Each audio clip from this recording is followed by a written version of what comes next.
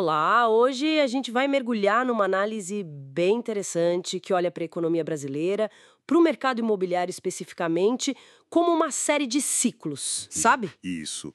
O material compara dois momentos-chave, 2016 e agora, 2025.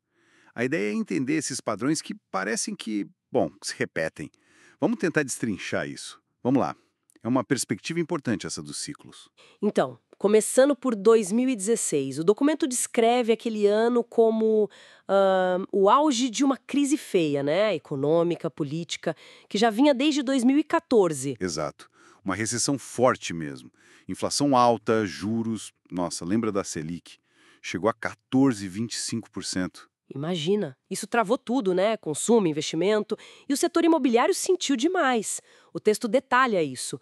Confiança lá embaixo, crédito super difícil, caro e muito imóvel parado, imagino. Estoque alto. Sim, muitos distratos. Gente devolvendo imóvel na planta, construtora com dificuldade para lançar coisa nova.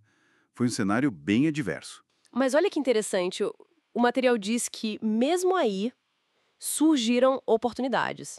Pois é, essa é a parte fascinante que a análise ressalta. Para quem tinha capital, dinheiro na mão, né? Hum, Aí os preços ficaram mais, digamos, negociáveis, principalmente de ativos com maior valor ou em situações onde o vendedor estava mais pressionado. que tipo de oportunidade exatamente? O texto fala mais sobre isso? Eram só apartamentos usados, mais baratos? Não só. O texto menciona investidores com visão de longo prazo, talvez com mais apetite a risco. Gente que comprou terreno bem localizado mais em conta, sabe? Ah, entendi. Ou entrou em projetos de médio e alto padrão que estavam oferecendo condições, sim, muito especiais para conseguir vender, para desovar o estoque mesmo. Faz sentido. Teve também consolidação no setor.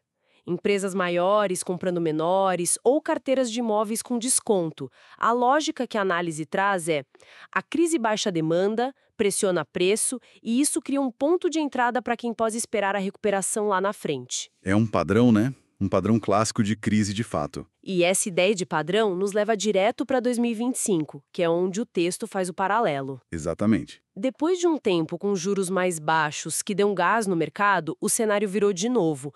O material aponta para quê? Inflação global, questões fiscais aqui dentro. Isso. Uma combinação de fatores que levou o Banco Central a subir os juros de novo. Um novo ciclo de aperto. E o impacto agora em 2025, segundo a análise. É tipo um déjà vu de 2016? Olha, o texto descreve uma consequência bem familiar, sim.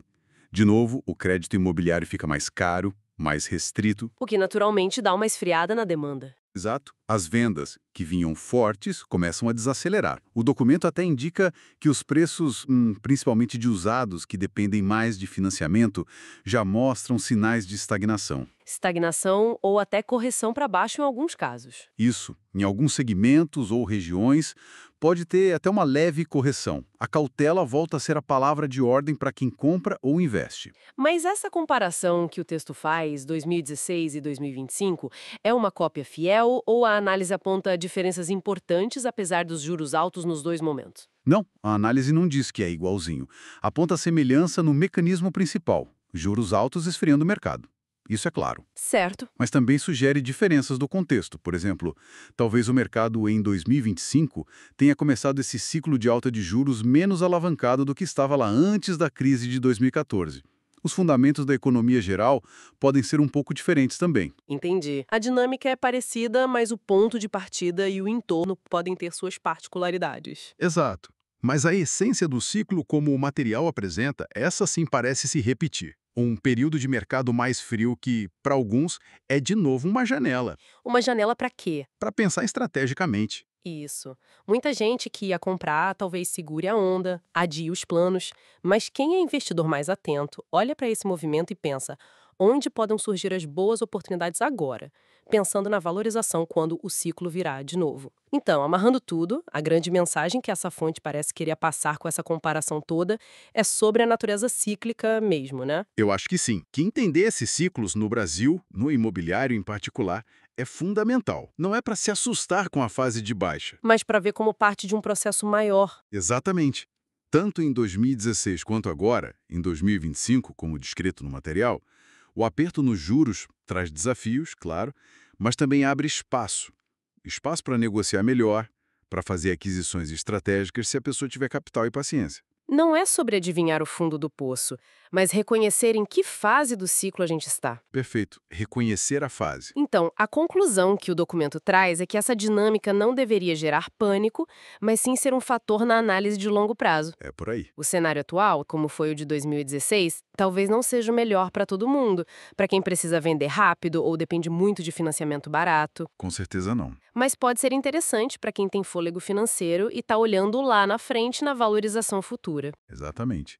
Entender que esses altas e baixos são parte do jogo pode levar a decisões, quem sabe, mais racionais, menos no calor do momento, seja no mercado imobiliário ou em outras áreas também afetadas por ciclos. E isso deixa a gente com uma reflexão final, né? Inspirada por essa análise toda. Se a gente aceita que esses ciclos são recorrentes, será que isso muda o jeito como a gente lê as notícias do dia a dia? Juros, inflação, PIB? Boa pergunta. Será que ajuda a gente a filtrar um pouco o ruído e focar mais nas tendências de prazo mais longo? Fica aí algo para se pensar.